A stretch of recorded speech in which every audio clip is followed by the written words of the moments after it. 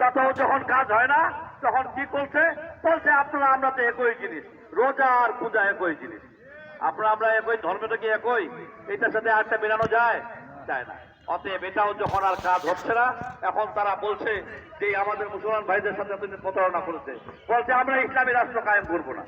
কয়েকদিন আগে বলেছে না, এই যে ধোঁকাবাজি, এই যে বেঈমানি, এই যে মুনাফেকি, এই মুনাফেকদেরকে যদি যারা বাংলাদেশের মানচিত্র মানে না, যারা বাংলাদেশকে মানে না, বাংলাদেশের পতাকা মানে না, তাদের বাংলাদেশের রাজনীতি করার কোনো অধিকার থাকতে পারে না।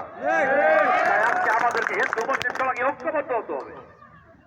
তাই আজকে ইতিমধ্যে আপনারা শুনেছেন আমাদের প্রিয় নেতা তারেক রহমান দেশে আসার পরে, তিনি বাংলাদেশের মাটিতে পা রাখার পরে লক্ষ কোটি জনতার সামনে 15 মিনিট বক্তব্য দিয়েছেন।